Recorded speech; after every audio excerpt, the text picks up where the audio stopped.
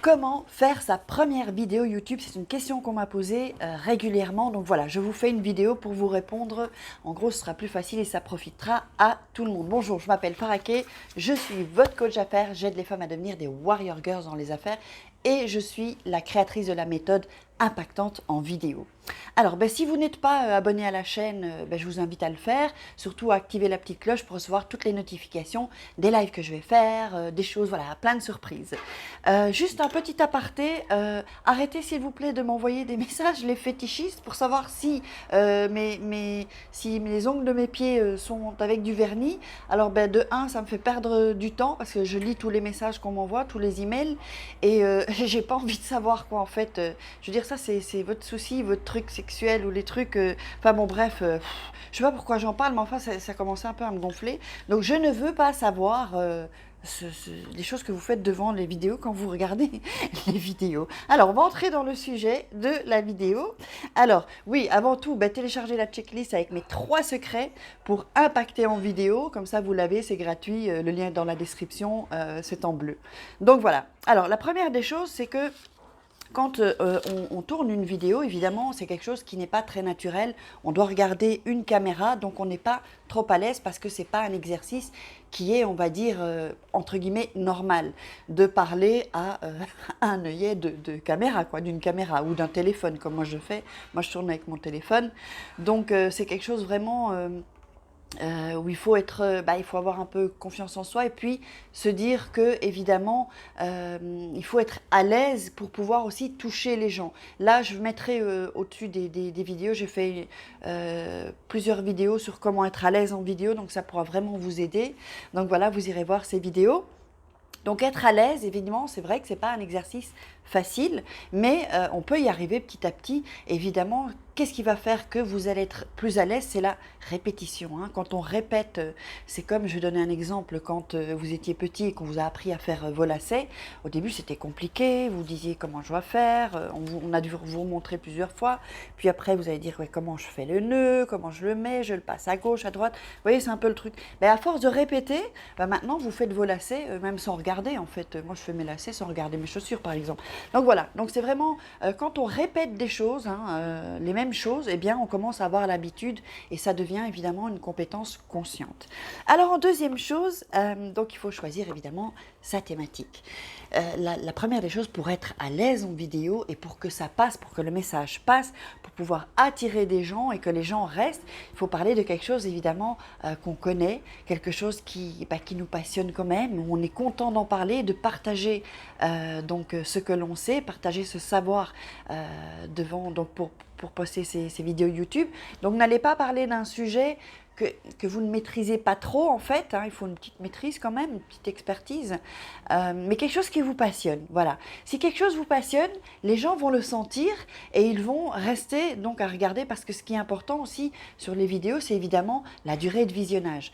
Alors évidemment, quand on fait une vidéo sur YouTube, c'est pour que les gens le voient, donc il faudra penser aux mots-clés, mais ça c'est une autre vidéo, il y a d'autres vidéos qui parlent de ça. Donc en fait, il faut aussi, en troisième chose, il faut aussi être cool. Hein. Il faut vous dire que, vous savez, moi quand j'ai lancé ma chaîne YouTube et que je ne connaissais pas encore tous les secrets de YouTube et comment ça fonctionnait, j'avais que quelques vues. Donc ne vous imaginez pas que tout le monde va voir votre vidéo, que vous allez avoir. Et d'ailleurs, quand vous faites votre vidéo, vous parlez à l'œillet de la caméra. Donc vous faites comme si vous parliez à un ami. Vous pouvez par exemple mettre une copine ou un copain derrière la caméra ou le téléphone pour que vous sentiez donc vous lui parlez. C'est comme si vous parliez à votre copain ou votre copine ou quelqu'un, ou votre maman. Et là, vous allez voir que vous allez vous sentir beaucoup plus à l'aise. Donc, il ne faut vraiment pas prendre ça. Je veux dire, pensez un peu à la légèreté. Ne vous prenez pas la tête à vous dire oui, on va me critiquer ou on va dire ça. Non, soyez vrai, soyez sincère, soyez authentique et les gens vont vous aimer pour ça parce que vous serez authentique. Et même si ce n'est pas le top pour la première vidéo, c'est pas grave. Le principal en fait, c'est de passer à l'action, de tourner cette vidéo et d'ensuite la poster sur YouTube. Et ensuite, vous regardez les résultats. Et puis de toute façon, il faut être ouverte à la critique. Moi, j'ai aussi des critiques parfois.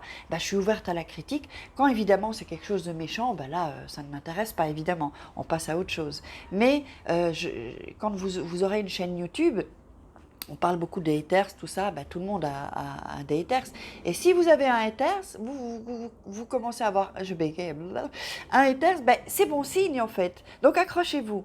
Donc il faut vraiment, et puis évidemment poster régulièrement aussi pour avoir plus de vues. Donc ne soyez pas, n'ayez pas peur du qu'en dira-t-on, du qu'est-ce qu'ils vont penser de moi. Soyez vous-même, vous faites ce que vous pouvez, du mieux que vous pouvez, et c'est ça qui compte. Parce que vous devez vous dire qu'il y a des gens qui n'osent pas le faire, qui aimeraient le faire et qui n'osent pas. Alors si vous le faites, vous passez à l'action, donc vous l'avez déjà fait, vous avez surmonté votre peur, ben ça c'est top, c'est génial, et je vous dis déjà bravo, parce que ben voilà, tout le monde peut pas, n'ose pas faire ça, et franchir ce cap, donc voilà, c'est tout à fait honorable si vous tournez votre première vidéo, c'est ça qui compte vraiment. Donc pensez aussi à mettre un peu d'énergie, à mettre, vous voyez, parce qu'il faut que le message passe, et surtout, ben ça vous le verrez dans d'autres vidéos que j'ai tournées, hein, je mettrai des petits liens, des petits dans les fiches, mais surtout, il faut en faire un peu plus en fait que dans la vie, parce que la caméra, elle bouffe l'énergie en fait, vous savez, elle mange l'énergie, donc il faut en faire un peu plus. Ouais, et l'énergie, c'est très important dans les... Parce que je vois beaucoup d'entrepreneurs où il n'y a pas vraiment d'énergie, il n'y a pas de... C'est un peu trop... scolaire ou trop... Vous voyez, n'ayez pas peur vraiment de dire, voilà, je suis comme je suis, je me livre tel quel, je suis sincère, je suis dans l'authenticité, et voilà, on aime ou on n'aime pas, mais moi je continue mon chemin. Donc première vidéo, faites-la, postez-la, et ensuite, évidemment, n'allez pas les partager sur les réseaux sociaux, si vous avez un Facebook privé ou un Instagram, parce que laissez plutôt le temps, parce que ce sont vos amis ou des gens qui vous connaissent, qui vont vous critiquer, parce qu'ils ne vont pas regarder, peut-être pas écouter ce que vous dites, mais plutôt voir un peu tous les défauts que vous avez devant la caméra. Tandis que sur YouTube, ce sont des gens donc de votre thématique qui vont voir vos vidéos. Donc oui, ils vous connaissent pas. Donc eux, ils vont plutôt écouter le contenu. Vous voyez, et pas focaliser sur bah tiens, tu devrais faire ci ou faire ça. Alors beaucoup de gens vont vous donner des conseils. Ben ce sont des gens qui n'ont pas fait de vidéo et qui n'osent pas faire de vidéo. Alors il faut pas les écouter évidemment. Faut pas les écouter parce que il faut écouter des gens qui ont déjà fait des vidéos, qui vont vous donner des bons conseils. Si on n'a pas fait quelque chose, comment est-ce qu'on peut conseiller quelqu'un si on ne connaît pas voilà, si personne a publié de vidéo, c'est pas cette personne-là qui va pouvoir vous donner des conseils, quoi, parce que ça sert à rien, il ne sait pas. Donc alors, qu'est-ce que j'allais dire oui, donc en fait, en gros, n'ayez pas trop peur de la critique et vraiment passez le cap, quoi. Vraiment, ce qui compte vraiment, c'est de poster votre vidéo et puis... mettez-moi un commentaire si vous avez du mal à poster votre vidéo ou faire une vidéo. Quels sont un peu vos problèmes face à ça? Comme ça, je peux tourner une vidéo dans ce sens-là et puis pour mieux vous aider. Et puis, n'hésitez pas, si vous avez aimé cette vidéo, de la partager, de liker. Mettez-moi vos commentaires et posez-moi vos questions. Je réponds à toutes les questions. Et puis, en dernier lieu, je répète, n'oubliez pas votre checklist. Téléchargez-la, c'est gratuit avec mes 3 secrets pour être impactante en vidéo. Donc, je vous donne 3 secrets vraiment très lourd, c'est du lourd que je vous envoie. J'ai fait une super checklist, donc profitez-en. Allez, je vous embrasse et on se dit à la prochaine vidéo. Ciao. Et passez à l'action, hein. Postez vos vidéos.